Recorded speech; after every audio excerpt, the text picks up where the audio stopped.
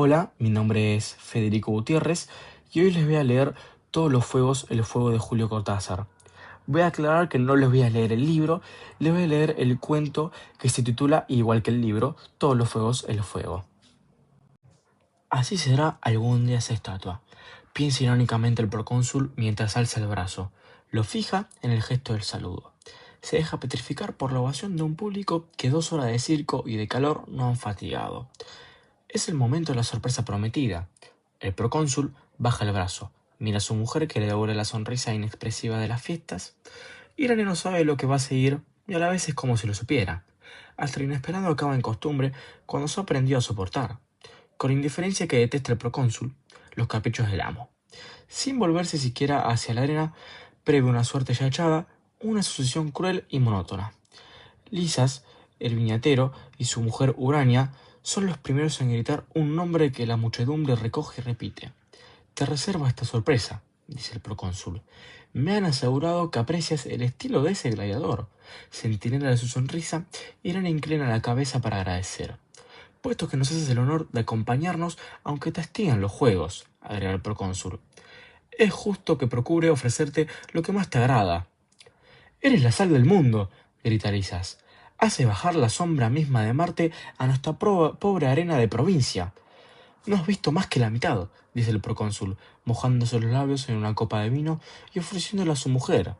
Irene bebe un largo sorbo, que parece llevarse con su leve perfume el olor espeso y persistente de la sangre y el estiércol, en un brusco silencio de expectativa que lo recorte con una precisión implacable. Marco avanza hacia el centro de la arena. Su corta espada brilla al sol, allí donde el viejo velario deja pasar un rayo oblicuo y el escudo de bronce cuelga negligente de la mano izquierda. ¿No irás a enfrentarlo con el vencedor de Simrinio? Pregunta excitadamente Lisas. Mejor que eso, dice el procónsul. Quisiera que tu provincia me recuerde por estos juegos, y que mi mujer deje por una vez de aburrirse. Urania y Elisas aplauden esperando la respuesta de Irene, pero ella devuelve el silencio la copa al esclavo, ajena al clamoreo que saluda la llegada del segundo gladiador. Inmóvil, Marco parece también indiferente a la ovación que recibe su adversario. Con la punta de la espada toca ligeramente sus grebas doradas. Hola, dice Ronald Raynor, eligiendo un cigarrillo como una continuación ineludible del gesto de descolgar el receptor. En la línea hay una crepitación de comunicaciones mezcladas. Alguien que dicta cifras. De golpe, un silencio todavía más oscuro en esa oscuridad que el teléfono vuelca en el ojo del oído. Hola, repite Ronald, apoyando el cigarrillo en el borde del cenicero y buscando los fósforos en el bolsillo de la bata. Soy yo, dice la voz de Jen. Ronald entorna los ojos, fatigado, y se estira con una posición más cómoda. Soy yo, repite inútilmente Jane. Como Ronald no contesta, agrega, Sonia acaba de irse. Su obligación es mirar el palco imperial, hacer el saludo de siempre. Sabe que debe hacerlo y que verá a la mujer del procónsul y el procónsul, y que quizá la mujer le sonreirá como en los últimos juegos. No necesita pensar, no sabe casi pensar, pero el instinto le dice que esa arena es mala.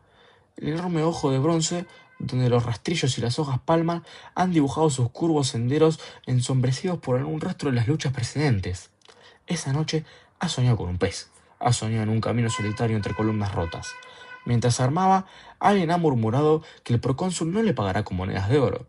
Marco no se ha molestado en preguntar, y el otro se ha echado a reír malvadamente antes de alejarse sin darle la espalda. Un tercero, después, le ha dicho que es un hermano del gladiador muerto por él en Mansilla. Pero ya lo empujan hacia la galería, hacia los clamores de fuera. El calor es insoportable. La pesa el yelmo que devuelve los rayos del sol contra el velario y las gradas. Una vez, columnas rotas, sueños sin un sentido claro, con pozos del olvido en los momentos en que hubiera podido entender. Y el que lo armaba ha dicho que el procónsul no le pagará con monedas de oro. Quizá la mujer del procónsul no le sonreirá esta tarde. Los clamores le dejan indiferente, porque ahora están aplaudiendo al otro. Lo aplauden menos que a él en un momento antes. Pero entre los aplausos se filtran gritos de asombro, y Marco levanta la cabeza. Mira hacia al palco donde Irene se ha vuelto para hablarle con Urania. donde el procónsul negligentemente hace una seña, y todo su cuerpo se contrae y su mano se aprieta en el puño de la espada. Le ha bastado volver los ojos hacia la galería opuesta. No es por allí que asoma su rival. Se ha alzado crujiendo las rejas del oscuro pasaje por donde se hacen salir las fieras, y Marco ve dibujarse la gigantesca silueta del resiario Nubio, hasta entonces visible contra el fondo de piedras mohosas. Ahora sí, más acá de toda razón, sabe que el procónsul no le pagará con monedas de oro. Adivina el sentido del pez y las columnas rotas, y a la vez poco le importa lo que va a suceder entre Resiario y él. Eso es el oficio y los hados. Pero su cuerpo sigue contraído como si tuviera miedo. Algo en su carne se pregunta por qué el resiario ha salido por la galería de las fieras, y también se lo pregunta entre ovaciones y el público. Y Licias le pregunta al procónsul, que sonríe para apoyar sin palabras la sorpresa, y Licias protesta riendo, y se cree obligado a apostar a favor de Marco. Antes de oír las palabras que le surgieran, Irene sabe que el procónsul doblará la apuesta a favor del Nubio, y que después mirará ahora amablemente y ordenará que le sirvan vino helado. Y ella beberá el vino y comentará con una Urania la estatura y la ferocidad del resiario Nubio. Cada movimiento está previsto, aunque se lo ignore en sí mismo, aunque puedan faltar la copa de vino o el gesto de la boca de Urania, mientras admira el torso del gigante. Entonces, Lisas, experto en incontables fastos de circo, le hará notar que el yelmo del novio ha rozado las púas de la reja de las fieras, alzadas a 2 metros del suelo, y alabará la soltura con que ordene sobre el brazo izquierdo las escamas de la red. Como siempre, como desde ya lejana noche nupcial, Irene se repliega al límite más hondo de sí misma mientras por fuera condesciende y sonríe y hasta goza. Esa profundidad libre y estéril siente el signo de muerte que el procónsul ha disminuydo en una larga sorpresa pública. El signo que solo ella y quizás Marco puedan comprender, pero Marco no comprenderá, torvo y silencioso y máquina, y su cuerpo que ella ha deseado en otra tarde de circo. Y eso lo ha adivinado el procónsul, sin necesidad de sus magnos, lo ha adivinado como siempre, desde el primer instante. Va a pagar el precio de manera indignación, de un doble mirada inútil sobre el cadáver de un tracio diestramente muerto de un tajo en la garganta. Antes de marcar el número de Ronald, la mano de Jane ha andado por las páginas de una revista de modas, un tubo de pastillas calmantes, el lomo del gato ovillado en el sofá. Después, la voz de Ronald ha dicho, «Hola», su voz un poco adormilada, y bruscamente Jane ha tenido una sensación de ridículo. ¿De qué va a decirle a Ronald eso que exactamente me incorpora a la galería de las plañideras telefónicas con el irónico espectador fumado en un silencio condesciente? Soy yo, dice Jane, pero se lo ha dicho más a ella misma que a ese silencio opuesto en el que bailan. Como en un telón de fondo, algunas chispas de sonido. Mira su mano, que ha acariciado distraídamente al gato antes de marcar las cifras. ¿Y no se oyen otras cifras en el teléfono? ¿No hay una voz distante que dicta números a alguien que no habla? ¿Que solo está allí para copiar obedientemente?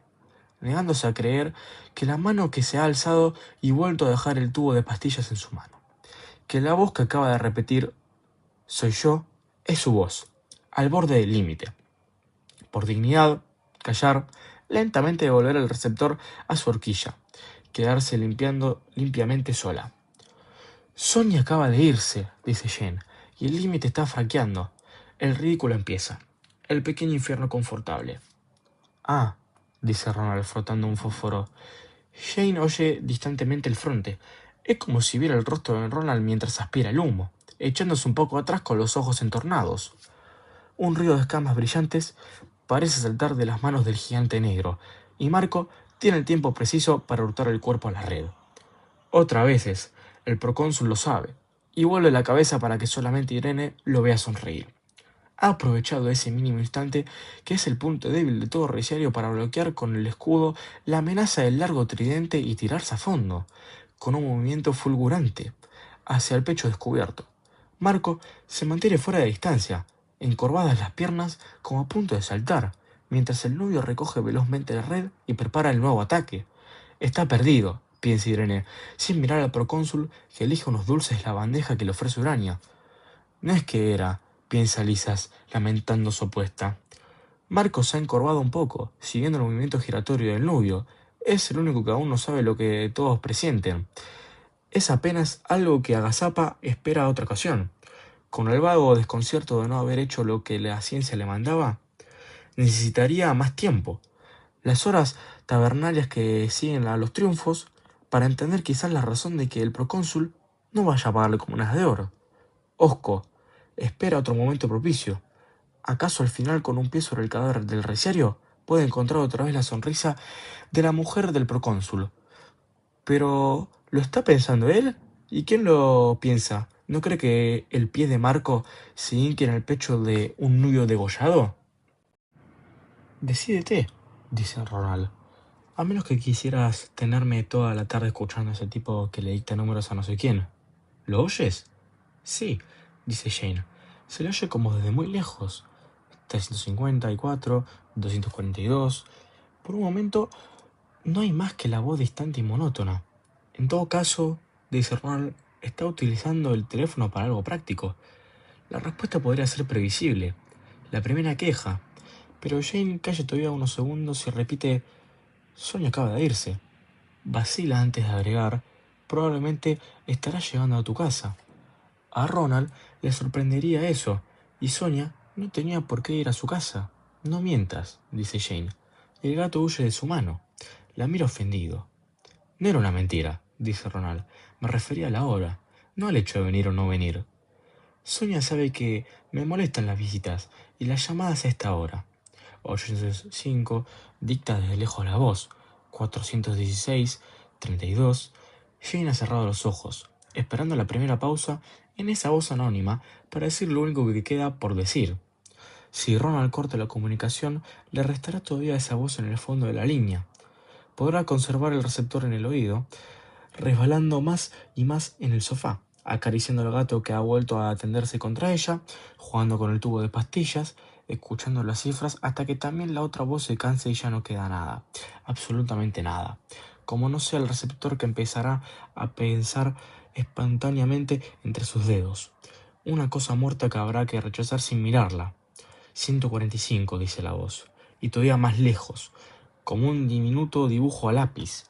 Alguien que podrá ser una mujer tímida pregunta entre dos chasquidos: ¿La estación del norte? Por segunda vez alcanza a zafarse de la red, pero ha medido mal el salto hacia atrás y resbala en una mancha húmeda en la arena, con un esfuerzo que levanta en vilo al público. Marco rechaza la red con un moliente de la espada mientras tiende el brazo izquierdo y recibe en el escudo el golpe resonante del tridente. El procónsul desdeña los excitados comentarios de Licas y vuelve la cabeza hacia Irene, que no se ha movido. Ahora o nunca, dice el procónsul. Nunca, contesta Irene. No es el que era, repite Lisas, y le vas a costar caro. El Lubio no le dará otra oportunidad. Basta mirarlo. A distancia, casi inmóvil, Marco parece haberse dado cuenta del error. Con el escudo en alto, mira fijamente la red ya recogida, el tridente que oscila hipnóticamente a 2 metros de sus ojos. Tienes razón, no es el mismo, dice el procónsul. ¿Habías apostado por él, Irene? Agazapado, pronto a saltar, Marco siente en la piel, en lo hondo del estómago, que la muchedumbre lo abandona. Si tuviera un momento de calma, podría romper el nudo que lo paraliza, la cadena invisible que empieza muy atrás, pero sin el que él pueda saber dónde, y que en algún momento es la solicitud del procónsul, la promesa de una paga extraordinaria y también un sueño donde hay un pez. Y sentirse ahora, cuando ya no hay tiempo para nada. La imaginación misma del sueño frente a la red que baila ante los ojos y parece atrapar cada rayo de sol que se filtra por las desgarraduras del velario. Todo es cadena, trampa, enderezándose con una violencia amenazante, que el público aplaude mientras el reciario retrocede en un paso por primera vez.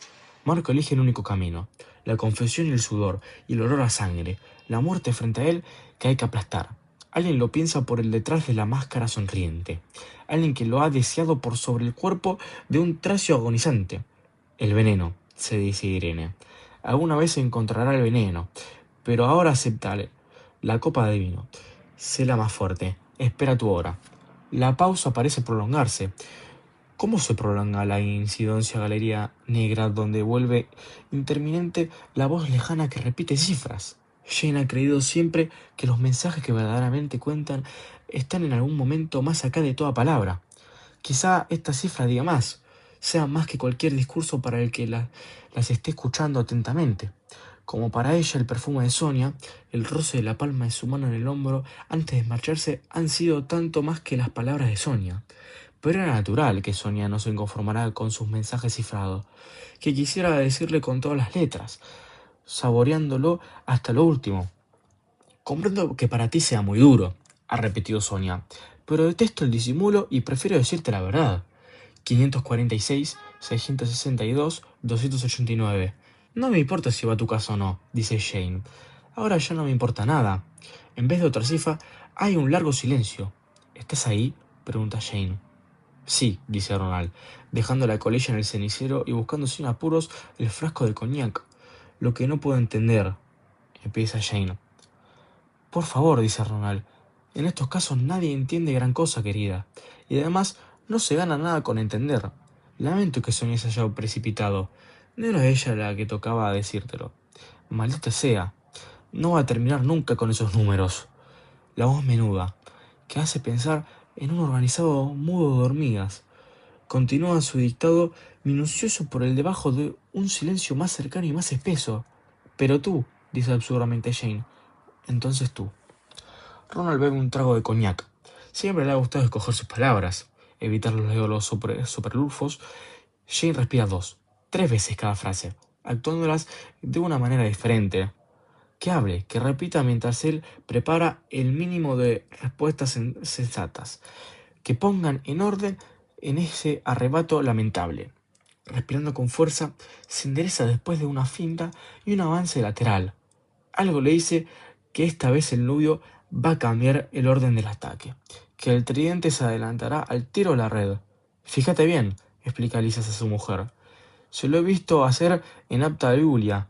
Siempre los desconcierta. Mal defendido, desafiando el riesgo de entrar en el campo de la red. Marco se tira hacia adelante y solo entonces alza el escudo para protegerse del río brillante que escapa como un rayo de la mano del nubio. Ataja el marco del borde de la red, pero el tridente golpea hacia abajo y la sangre salta del muslo de Marco, mientras la espada demasiado corta resuena inútilmente contra el asta. Te lo había dicho, grita Lisas. El procónsul mira atentamente el muslo lacerado, la sangre que se pierde en la jeva dorada. Piensa casi con lástima que a Irene le hubiera gustado acariciar ese muslo. Busca su presión y su calor, gimiendo como sabe gemir cuando él le estrecha la mano para hacerle daño. Se lo diría con esa misma noche, y esa será interesante estudiar el rostro de Irene buscando el punto débil de su máscara perfecta, que fingirá indiferencia hasta el final como ahora finge un interés civil en la lucha que hace anunciar del entusiasmo a un plebe bruscamente excitada por la inminencia del fin. La suerte lo ha abandonado, dice el procónsul a Irene. Casi me siento culpable de haberle traído a esta reina de provincia. Algo de él se ha quedado en la Roma, bien se ve. Y el resto se quedará aquí con el dinero que le aposté, ríe Lisas. Por favor, no te pongas así, dice Ronald. Es absurdo seguir hablando por teléfono cuando podemos vernos esta misma noche. Te lo repito. Sonia se ha precipitado. Yo quería evitarte ese golpe. La hormiga ha cesado de dictar sus números y las palabras de Jane se escuchan distantemente. No hay lágrimas en su voz, y eso sorprende a Ronald, que ha preparado sus frases previendo una avalancha de reproches. ¿Evitarme el golpe? Dice Jane. Mintiendo, claro, engañándome una vez más. Ronald suspira, desecha las respuestas que podría alargar hasta el bostezo de un diálogo tedioso. Lo siento, pero si sigue así, prefiero cortar. Dice y por primera vez hay un tono de afabilidad en su voz. Mejor será que vaya a verte mañana. Al fin y al cabo, somos gente civilizada. ¿Qué diablos? Desde muy lejos, la hormiga dicta. 888. No vengas, dice Jane. Y es divertido oír las palabras mezclándose con las cifras. No 800 vengas 88. No vengas nunca más, Ronald. El drama, las probables amenazas de suicidio, el aburrimiento como cuando María José, como cuando todas las que toman a lo trágico. No seas tonta, aconseja Ronald. Mañana comprenderás mejor. Es preferible para los dos. Jane calla. La hormiga dicta cifras redondas. 100, 400, 1000. Bueno, hasta mañana, dice Ronald, admirando el vestido de la calle de Sonia, que acaba de abrir la puerta y se ha detenido con un aire entre interrogativo y burlón. No he perdido el tiempo en llamarte, dice Sonia dejando un bolso y una revista. Hasta mañana, Jane, repite Ronald. El silencio de la niña parece tenderse como un arco, hasta que lo corta secamente una cifra distante. 904. ¡Basta de dictar esos números, idiotas! Grita Ronald con todas sus fuerzas, y antes de alejar el receptor del oído, alcanza a escuchar el clic en el otro extremo. El arco que suelta su flecha inofensiva, paralizado, sabiéndose incapaz de evitar la red que no tardará en envolverlo. Marco frente al gigante Nubio, la espalda demasiado corta e inmóvil en el extremo del brazo tendido. El Nubio afloja la red dos veces, la recoge buscando la posición más favorable, la hace girar todavía como si quisiera prolongar los alariados del público que lo incita a acabar con su rival, y baja el tridente mientras se echa de lado para dar más impulso al tiro. Marco va al encuentro de la red con el escudo en alto, y en su torre, que lo desmorona contra una masa negra, la espada se hunde en algo más arriba aúlla. La arena le entra en la boca y en los ojos. La red cae inútilmente sobre el pez que se ahoga.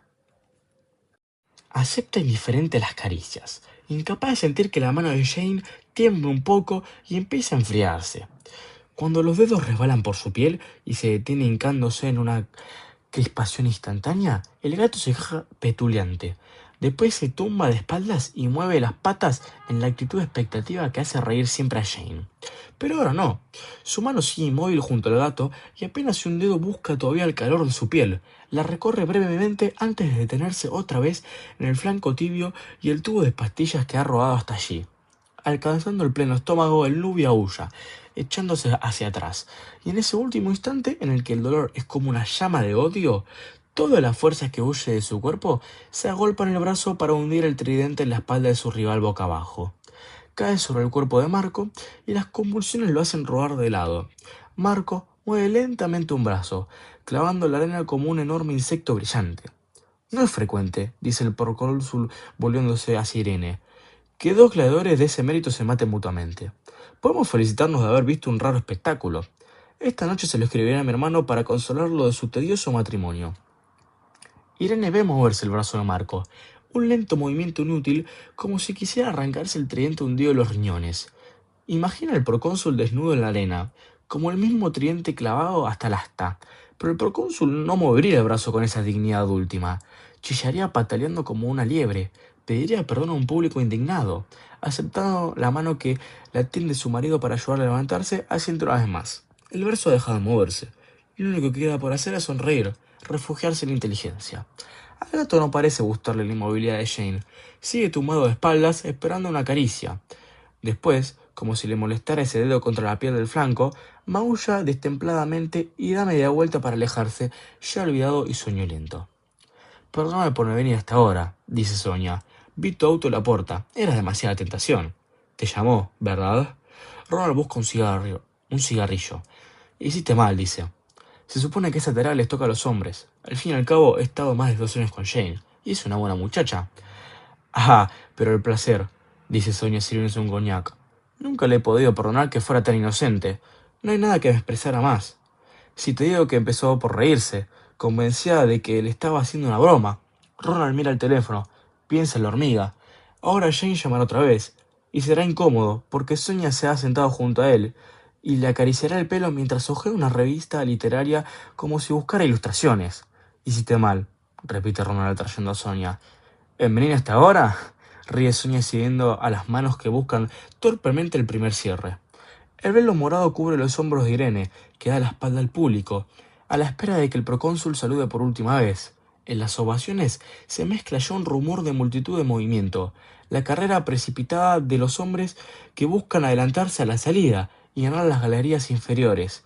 Irene sabe que los esclavos estarán arrastrando los cadáveres, y no se vuelve. Le agrada pensar que el procónsul ha aceptado la invitación de Lisas a cenar en su villa a orillas del lago, donde el aire de la noche le ayudará a olvidar el olor a la plebe. Los últimos gritos, un brazo moviéndose lentamente como si acariciara la tierra. No le es difícil olvidar, aunque el procónsul la hostigue con los minuciosos evocación de tanto pasado que le inquieta. Un día, Irene encontrará la manera de que también él lo olvide para siempre, y que la gente lo crea simplemente muerto. Verás lo que ha inventado nuestro cocinero, está diciendo la mujer de Licias. La ha devuelto el apetito a mi marido. Y de noche, Licia ríe y saluda a sus amigos, esperando que el procónsul abra la marcha hacia la galería después de un último saludo que se hace esperar como si lo complaciera seguir mirando la arena donde enganchan y arrastran los cadáveres. Soy tan feliz, dice Sonia apoyando la mejilla en el pecho de Ronald admirándolo. No lo digas, murmura Ronald. Uno siempre piensa que es una amabilidad. ¿No me crees? Ríe Sonia. Sí, pero no le digas ahora. Fumemos. Tantea en la mesa abajo hasta encontrar cigarrillos. Pone uno en los labios de Sonia, acercando al suyo, lo enciende al mismo tiempo. Se miran apenas soñolientos y Ronald agita el fósforo y lo posa en la mesa donde en alguna parte hay un cenicero. Y Sonia es la primera en endormecer y él le quita muy despacio el cigarrillo de la boca. Lo junta con el suyo y los abandona en la mesa, resbalando contra Sonia en un sueño pesado y sin imágenes. El pañuelo de gasa arde y llama al borde del cenicero, chamuscándose lentamente. Cae sobre la alfombra junto al montón de ropas y una copa de coñac. Parte del público vocifera y se amonta en las gradas inferiores. El procónsul ha saludado una vez más y hace una seña a su guardia para que le abra el paso. Lisas, el primero en comprender, le muestra el lienzo más distante del viejo velario que empieza a desgarrarse mientras una lluvia de chispas cae sobre el público que busca confusamente las salidas. Gritando una orden, el procónsul empuja a Irene, siempre de espaldas e inmóvil. ¡Pronto! Antes de que se monten en la galería baja, grita Lisas, precipitándose delante de su mujer. Irene es la primera que huele el aceite hirviendo, el incendio de los depósitos subterráneos. Atrás, el velario cae sobre las espaldas de los que pugnan por abrirse por esa masa de cuerpos confundidos que obstruyen las galerías demasiado estrechas. Los hay que saltan a la arena por centeneras buscando otra salida. Por el humo del aceite borra las imágenes. Un jirón de tela flota en el extremo de las llamas y cae sobre el procónsul antes de que pueda guarcearse al pasaje que le lleva a la galería imperial. Irene se vuelve a oír su grito.